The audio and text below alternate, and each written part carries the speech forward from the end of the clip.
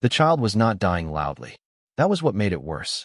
She stood behind a Vair envoy's cloak in Base 7, breathing air the terminal claimed was safe, while a green board lied above her head. Jonah Hale looked at his dead wife's brass thermometer, then at the armed officers guarding the door, and understood the truth. Someone had built a cage out of heat, paperwork, and silence. Welcome to Intergalactic Untold. We hope you enjoy this video and have a day filled with happiness. Now, let's begin the story. The rain over New Carthage did not fall so much as thread itself sideways through the landing lights, silver and chemical, hissing against the roof of Bay 7 with the patient sound of something eating metal. Every few seconds, the public glass doors flexed under the wind and leaked a thin breath of ammonia into the refugee terminal. New Carthage was Terran-run, no matter how many consular flags hung from the upper decks. The air, the heat, and the floor beneath every refugee's feet still belonged to local law. The environmental board above customs blinked cheerful green letters for anyone willing to believe them. Interior temperature, 72 degrees Fahrenheit.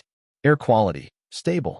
Jonah Hale stood beneath that sign in a county-issued work jacket, 5'10" on a good morning, left knee locked inside a brace that clicked when storms rolled in. He watched a little cowboy breathe into his cupped hands and saw fog bloom between his fingers. Not much, just enough to make the sign a liar. Jonah took an old brass thermometer from his tool roll. Ailen's thermometer. No battery, no software, no supervisor password. She had carried it through 3 Ganymede winters because she said machines lied better when they had screens. He clipped it under the customs rail and waited. Around him, families shifted in slow lines with bags held against their chests and children tucked between knees. Upstairs, behind smoked glass, diplomatic passengers crossed warm carpet under private climate fields. Down here, a woman wrapped foil around a sleeping infant and pretended it was enough. The thermometer needle sank to 43 degrees Fahrenheit. Jonah looked back at the green board. 72. He tapped his radio. Marta, Bay 7's board is reading Paradise.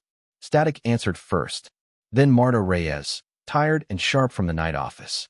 Tell Paradise to file a work order. Manual says 43. Manual as in your dead wife's antique. Jonah kept his eyes on the needle. Manual as in it doesn't take bribes. A pause.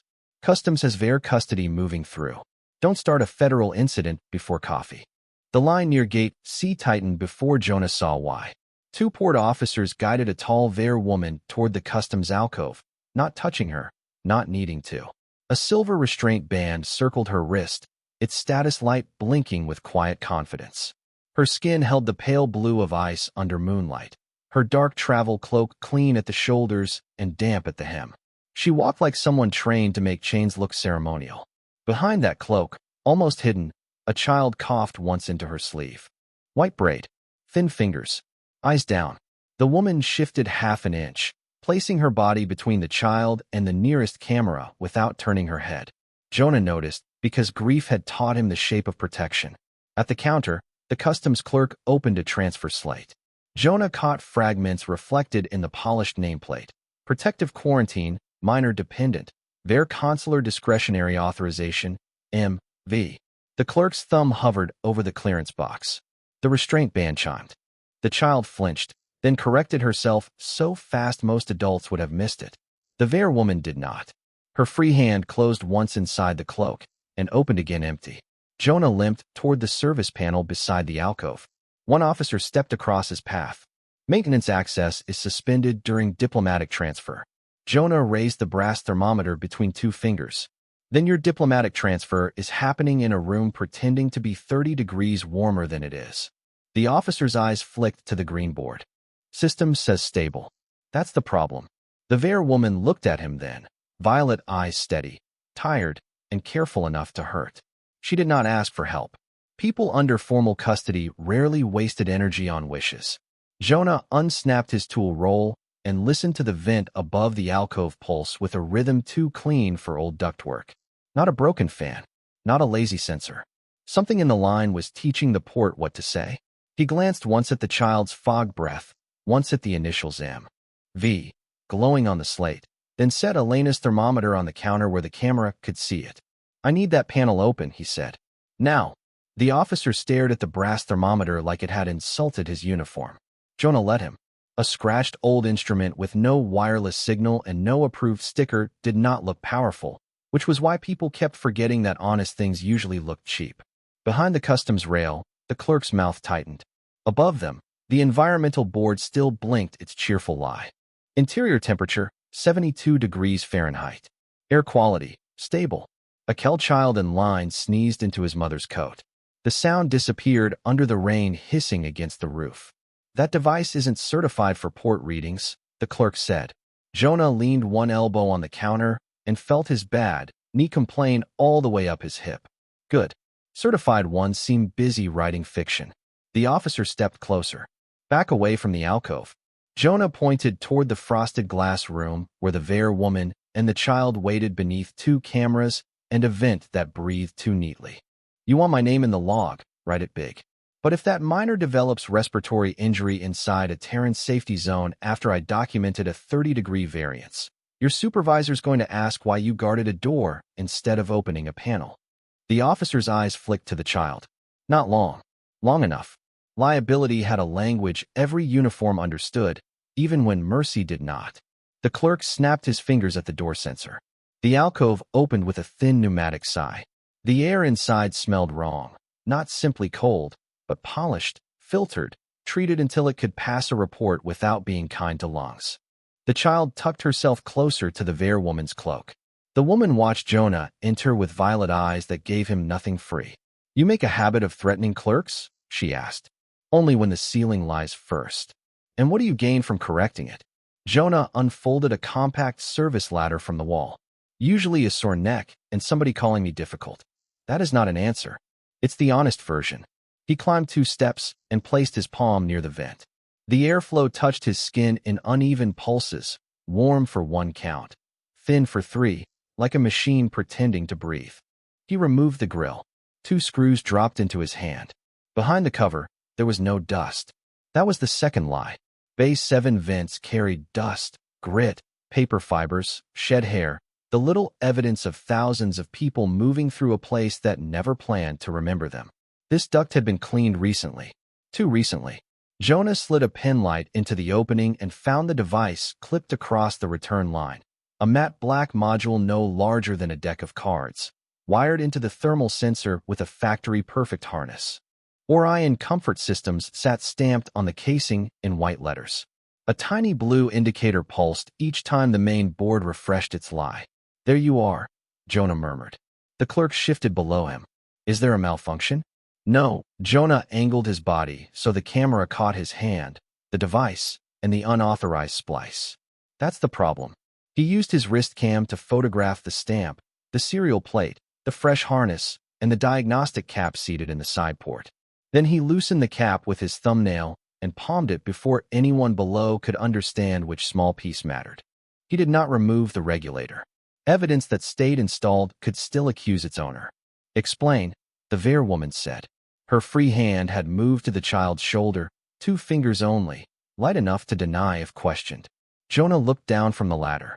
This thing is feeding the system clean numbers. Tells the board you've got 72 degrees and stable air while it diverts thermal load upstairs. Diplomatic lounges. Private gates. Places with carpet thick enough to forgive people. The child coughed into her sleeve. The woman did not look away from Jonah. Who installed it? That's what the serial's for. The clerk's voice sharpened. Do not remove port property. Jonah clipped the grill back into place. Wouldn't dream of it. Then your inspection is complete. The first one. He stepped down, folded the ladder, and set Elena's thermometer beside the transfer slate. The brass casing clicked softly against the counter. M.V. still glowed in the authorization field, small and patient. The Vare woman followed his gaze. Something crossed her face at those initials, there and gone before the clerk could weaponize it. Jonah pretended not to notice. Scared people gave more truth to men who did not grab at it. At the door, the officer held out his hand for the thermometer. Jonah picked it up first and slid it back into his tool roll. Personal property. You are obstructing transfer. No, Jonah said, limping back into Bay 7 with the diagnostic cap tucked warm against his palm. I'm documenting airflow. The maintenance archive sat under Bay 7 in a room that smelled like wet concrete, burnt coffee, and old cables warmed past their best years. Jonah liked it better than the offices upstairs. Machines down here at least had the decency to fail out loud.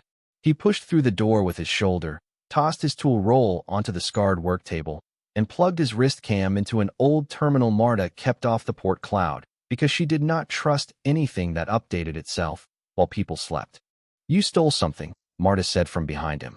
She wore a red flannel shirt under her supervisor vest and carried 2 paper cups of coffee like evidence. Jonah opened his palm. The Orion diagnostic cap rested there, small, black, harmless-looking. "Borrowed a question." Marta set 1 cup near his elbow. "Questions get subpoenas. Only the useful ones." He loaded the serial photo. The terminal flickered, coughed up a warning about expired credentials, then accepted Marta's override after she smacked the monitor with 2 fingers. Orion Comfort Systems filled the screen in white letters. Marta leaned closer. "Never heard of them. Vendor database has. Give me a second." Her keys clicked fast, then slower. That was how Jonah knew the answer was getting ugly. She stopped typing and stared at the screen. Added 3 days ago. Emergency contract. No competitive bid. Authorized under diplomatic facilities support. Jonah sipped the coffee. It tasted like someone had threatened a bean with hot water. "Who signed?" Marta scrolled. "Initials only. MV." Jonah did not move, but the letters from the customs slate lit again behind his eyes. MV. Protective quarantine. Minor dependent. Bare discretionary authorization. The kind of paperwork that never touched a person directly, only shaped the room around them until harm looked procedural. Marta printed the work order without asking. The old machine chattered, feeding out 3 pages with black toner lines across the margins. Paper made a different sound from data. Jonah had always trusted that sound. It could be folded, hidden, handed to someone whose hands were shaking. It could not be quietly edited from an office with warmer carpet. "Thermal stabilization for diplomatic transfer," Marta read. "That's a hell of a phrase." Jonah took the first page. "Means freeze the public side and keep the private side clean." It also says customs hold sea scrubber output was capped to maintain quarantine integrity. Jonah lowered his cup. "Capped how much?" Marta opened the subfile. Her face lost its irritation and kept only math. 40%. The archive hummed around them. Above, a shuttle engine rolled through the floor in a low thunder. Jonah saw the child's sleeve near her mouth, the way she had swallowed a cough like it belonged to the state. "Storm doors leak ammonia every time the pressure shifts," he said. "Scrubber at 40% in a sealed hold means airway trouble before morning." Marta looked toward the ceiling as if she could see the customs glass from below. "You're not a doctor." "No. I fix systems that pretend not to hurt people." The door opened before Marta answered. Seraphine Vaylor stood in the threshold with 1 officer behind her and the restraint band blinking once beneath her sleeve. Customs had sent her down for an airflow statement, because service complaints required the affected party to confirm the issue before a clerk could close the log. She had used the rule like a needle. Jonah respected that. He did not show it. "Mr. Hale," she said, "your clerk claims you require my statement." "My clerk says a lot when scared." The officer frowned. Jonah ignored him and slid Elena's brass thermometer across the table, then the printed work order. Seraphine did not touch either at first. Her eyes moved over the paper, hungry and careful. At the initials M.V., her face went very still. Not blank. Locked. Jonah looked down at his coffee, giving her somewhere to hide in plain sight. "You know those initials?" "Many people have initials." "Sure. You ask questions like a man who already chose his answer. I ask questions like a man whose wife died under a clean report."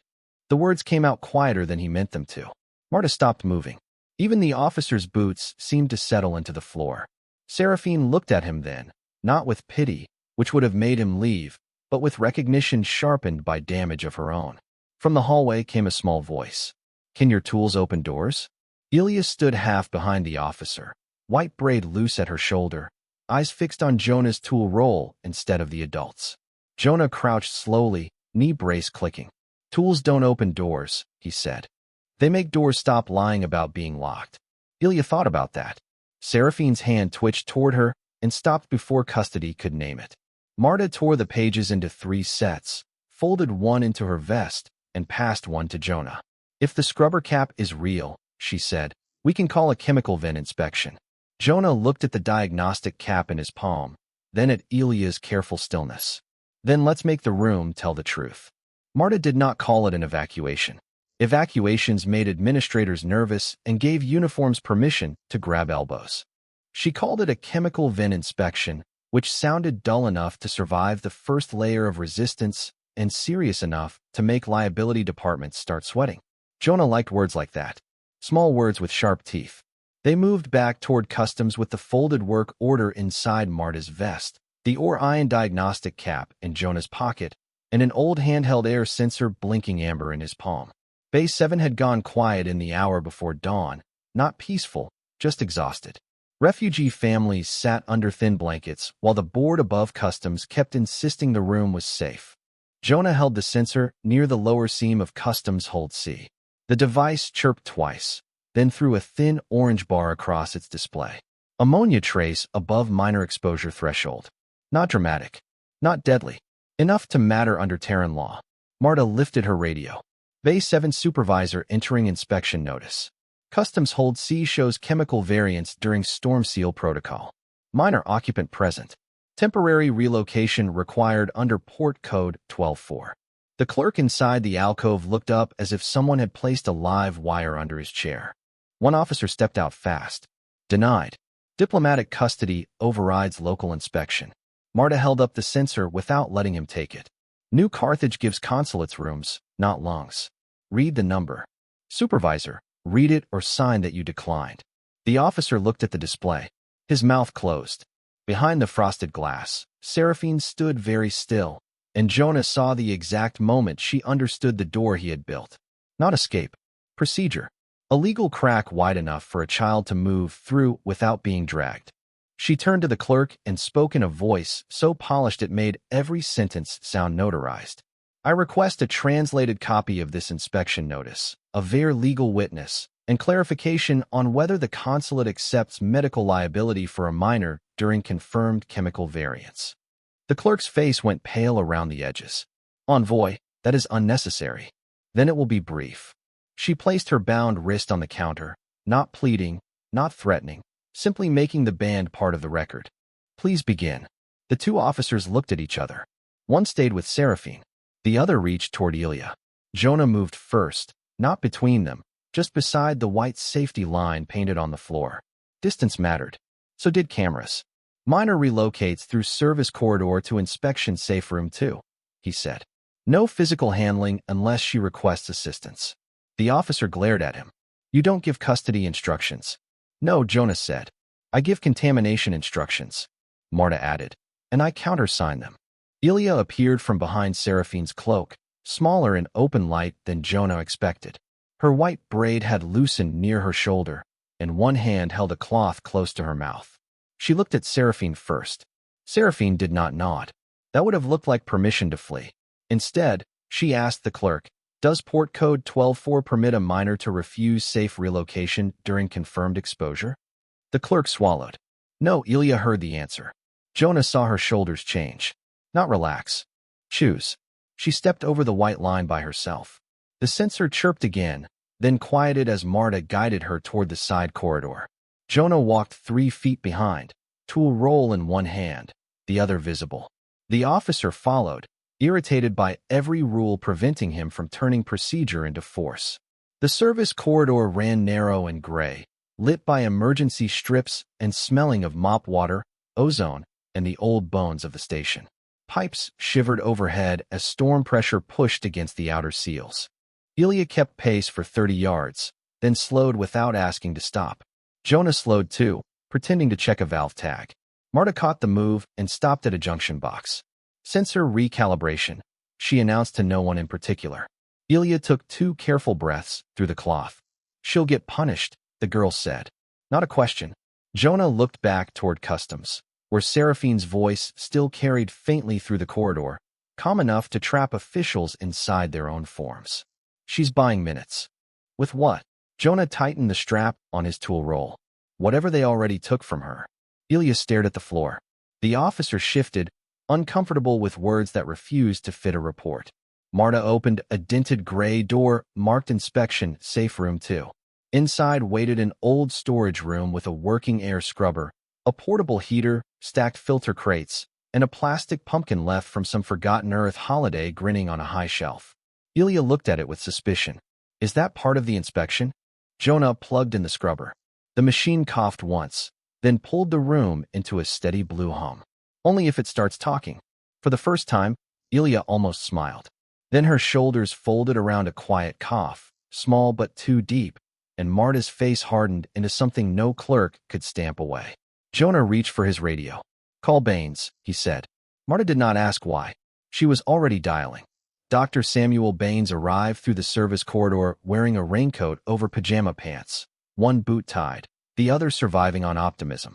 His gray beard had flattened on one side from sleep, and his old leather medical bag swung from his hand like it had been dragged into worse rooms than this. He stopped at the threshold, took in the blue humming scrubber, the amber sensor on the crate, the child wrapped in Marta's spare supervisor jacket, and Jonah standing near the portable heater with both hands visible. Tell me somebody woke me up for a patient, Baines said. Not a custody argument. Marta shut the door behind him. Both. That's how they get you. He crouched 3 feet from Ilya, not close enough to corner her. I'm Sam. I check breathing, ask annoying questions, and complain about coffee. I don't touch people who haven't said yes. Ilya studied him with the serious distrust of someone who had learned adults could rename anything. Are you approved? By medical boards, 2 angry ex-wives, and a Labrador who thinks I'm underqualified. Her eyes flicked to Jonah. Jonah only unscrewed the cap from a water bottle and set it on the workbench, not pushing it toward her. Choice needed room. Baines warmed the stethoscope head in his palm. May I listen? Ilya hesitated, then nodded once. He moved slowly, speaking only when the silence needed a handrail. Back. Breathe in. Again. Stop if it hurts. The storage room held still around them. The scrubber kept its steady blue rhythm. The plastic pumpkin watched from the shelf with its ridiculous grin. Jonah looked at the floor when Baines lifted the edge of Ilya's cloak, giving the kid a privacy the port had never bothered to issue. After the third breath, Baines' face changed in a way only Jonah caught, the jokes folding themselves away. Chemical airway irritation, he said. Cold stress on top of it. Maybe early infection if everyone keeps treating paperwork like oxygen. The officer by the door stiffened. You are not authorized to diagnose a crown dependent. Baines pulled a red marker from his bag, wrote patient across the top of a blank intake form, and underlined it once. There. Fixed your noun. The door opened before the officer could answer. Seraphine stepped in between 2 port guards, her bound wrist held in front of her like evidence she refused to hide. Her expression remained controlled, but her eyes went to Ilya first, counting posture, color, the small movements between coughs. Only after that did she look at Jonah. They said Article 9 permits medical witness presence, she said. They sounded disappointed. Jonah poured hot water from a dented kettle into a chipped mug and stirred in honey from a breakroom packet. Bureaucracy hates being useful. He set the mug near Ilya, close enough to reach, far enough not to command. Seraphine watched that small courtesy as if it weighed more than the equipment in the room. Baines opened a sealed inhalant ampoule and held it up for Seraphine to see. Mild bronchodilator, Terran safe base, adjusted for Vare physiology if your restricted files aren't lying worse than your thermostat. Seraphine's jaw tightened. Her files were incomplete. Of course they were. He looked at Ilya. Your call. Ilya stared at the ampoule, then at Seraphine. Will it make me sleepy? No, Baines said. It should make breathing boring. That answer seemed to satisfy her more than comfort would have. She accepted the mask with both hands. Seraphine took 1 step closer, then stopped before the band could read care as interference. Jonah noticed. So did Baines. The doctor signed the intake form with a hard scratch of ink. If she goes to Med Bay, the witness goes with her. The officer shook his head.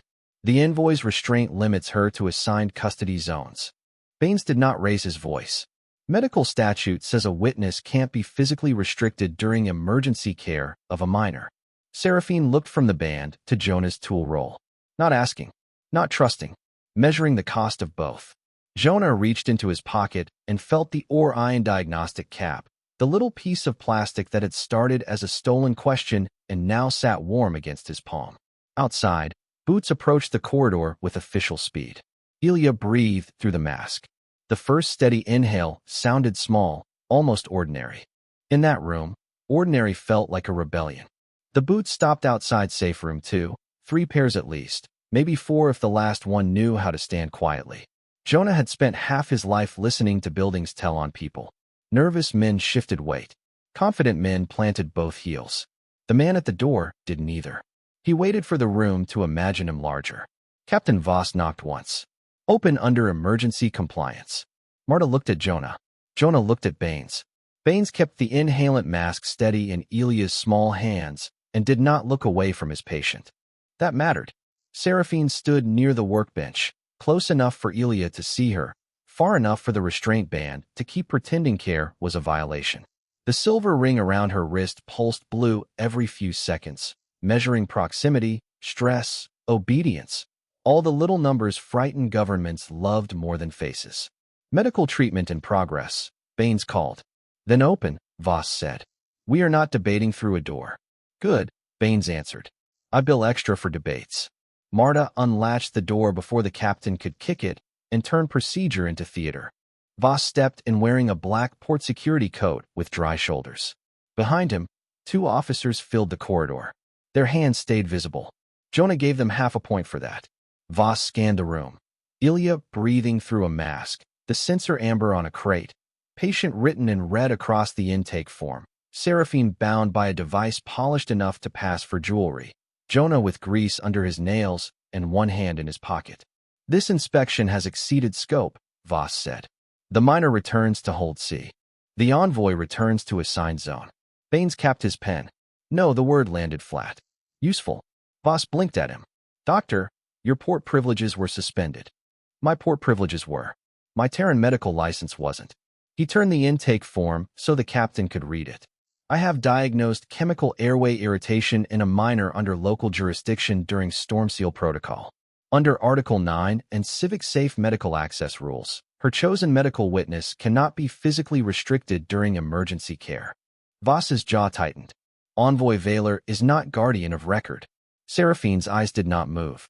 Ilya lowered the mask just enough to speak. I want her here. The room went quiet because a child's preference, once recorded, became harder to bury than an adult's outrage. Marta lifted her radio halfway. Medical audit can capture that. Voss looked at the radio, then at the band.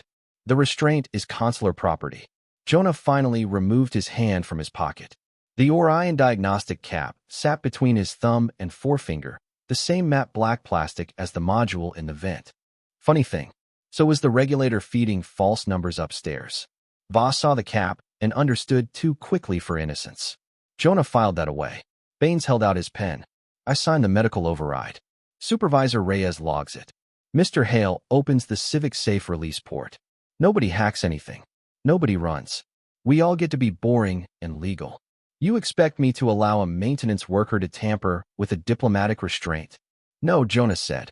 I expect you to decide whether you want to stop a doctor on record. Marta looked at the band, then at the cap. After the Europa evacuation lawsuits, Terran ports standardized civic safe interfaces across rented climate units, restraint devices, and medical access locks. Contractors hated it. Lawyers loved it. Rescue crews loved it more. Voss's mouth tightened. The rule existed.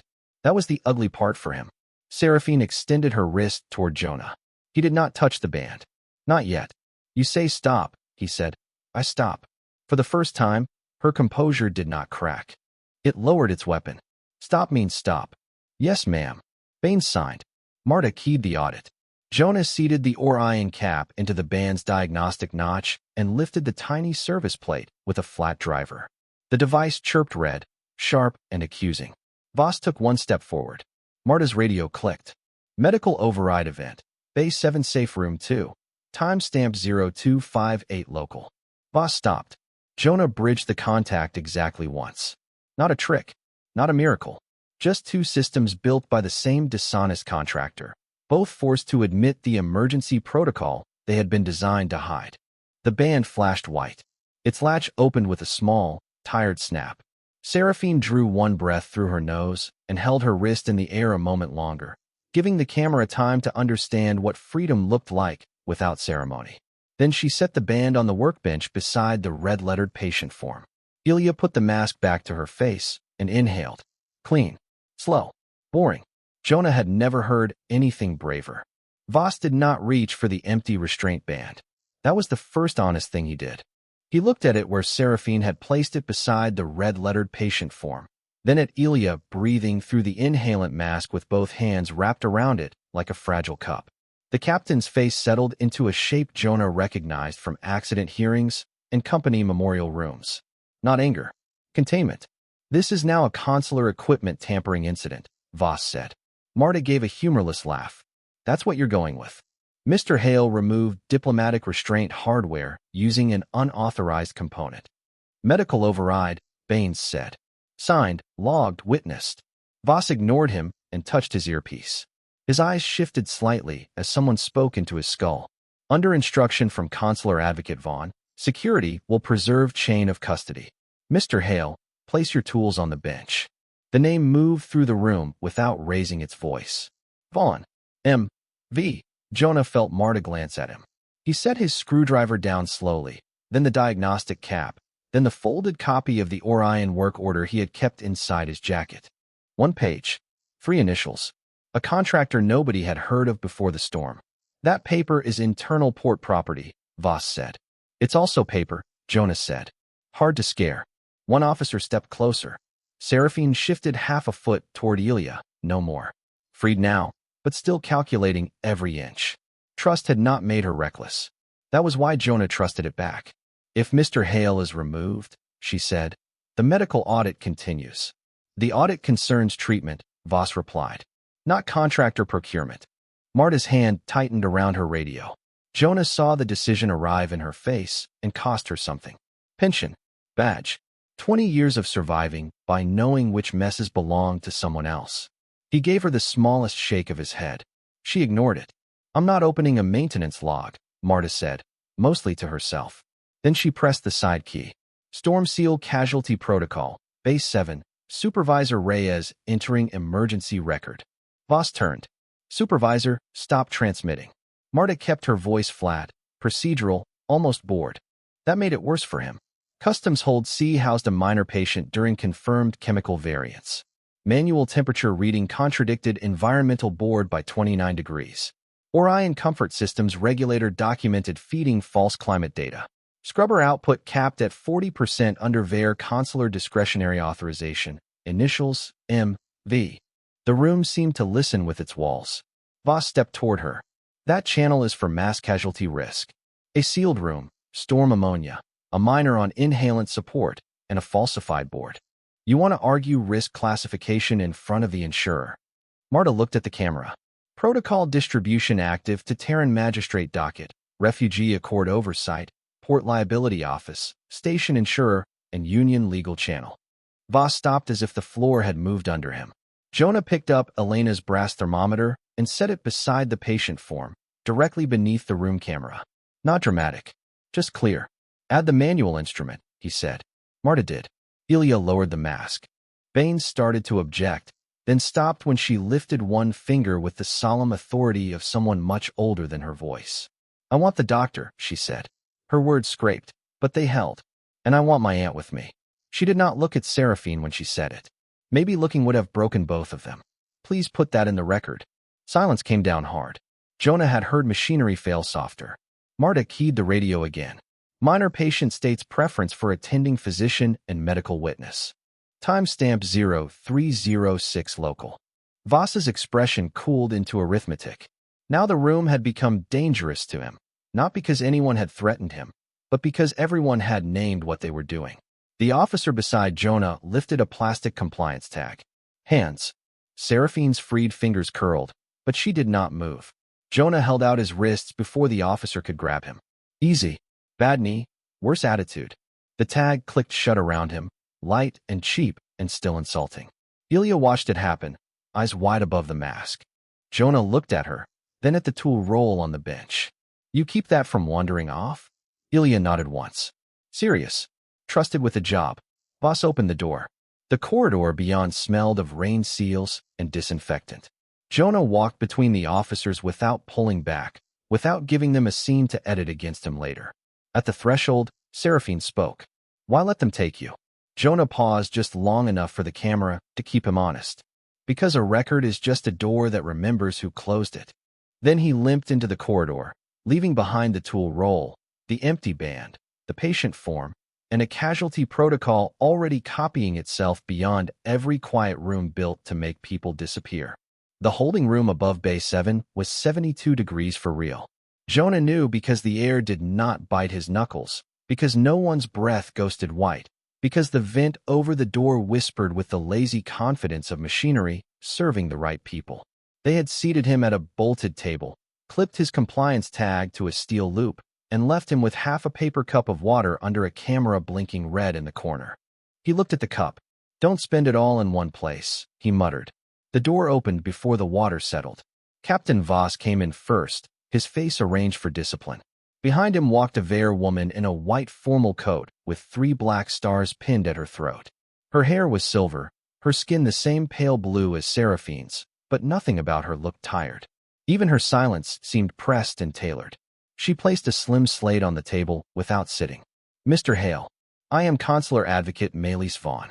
Jonah's eyes moved to the initials glowing on the access badge clipped to her coat. MV. There it was. A whole night of false heat and dirty air reduced to 2 clean letters. Orion Comfort Systems sends its regards, he said. Melis did not blink.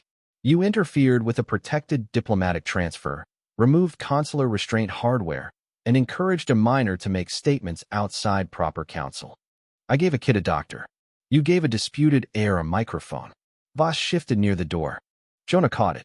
The captain had known pieces, not the whole shape. Good.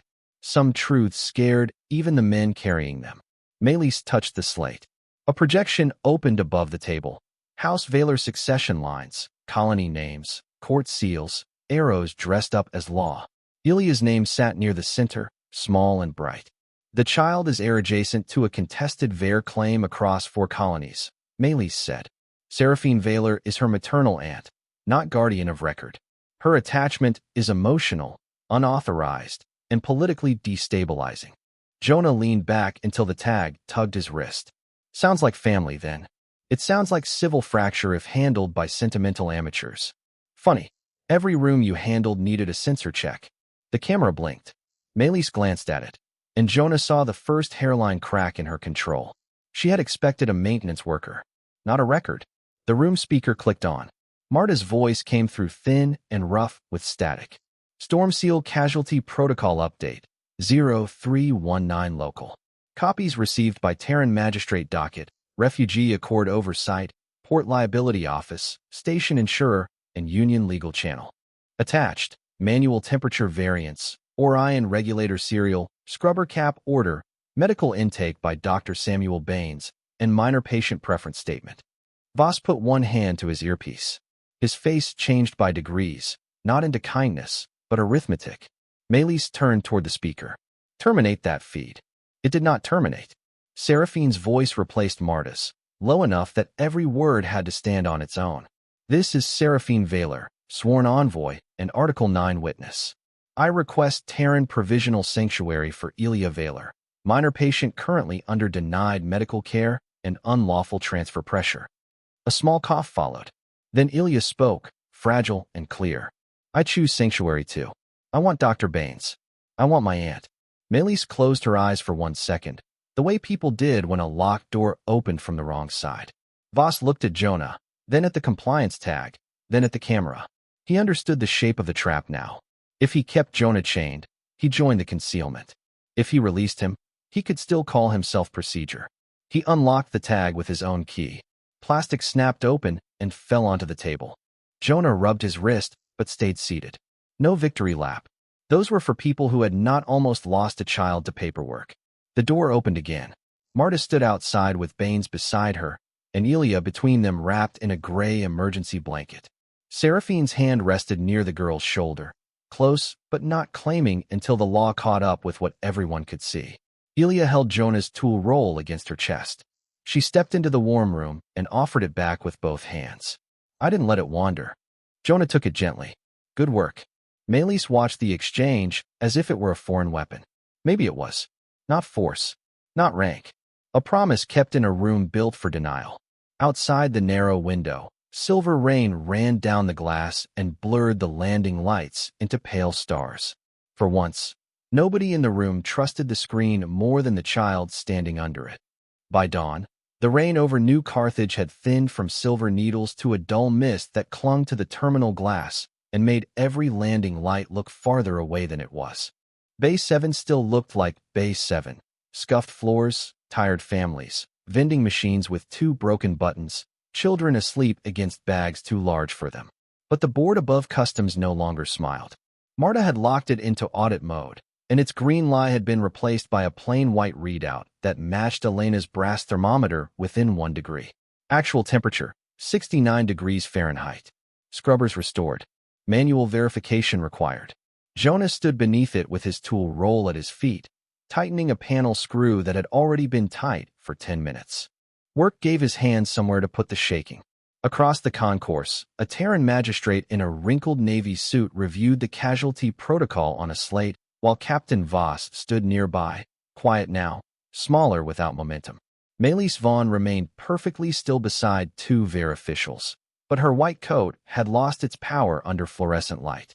Paper copies sat on the arrival's desk in 3 neat stacks. Regulator serial. Scrubber cap order. Medical intake. Minor statement. Marta had labeled each one with a black marker and the kind of handwriting that made lying feel messy. Dr. Bain sat with Ilya near a charging station, making her finish a cup of broth from the vending machine. It tastes like wet nickels, Ilya said. That's how you know it's working, Baines replied. Good medicine should insult you a little. Seraphine stood beside them, not behind, not in front, learning the new geometry of not having to hide. Her bare wrist remained visible. The pale mark from the band had begun to darken at the edges, not healed, but no longer owned. The magistrate cleared his throat. Nobody moved closer. Real decisions did not need crowds, only witnesses who refused to leave. Under Terran Provisional Statute and the Refugee Transit Accord, he said, Ilya Vaylor is granted emergency sanctuary pending full review. Dr. Samuel Baines is authorized to continue treatment under temporary port medical access. Seraphine Vaylor is granted protective witness status and temporary guardianship for the duration of medical recovery. Ilya looked at Seraphine first, not the magistrate. The girl held the broth in both hands, uncertain what her body was allowed to do with relief. Seraphine crossed the last few feet slowly.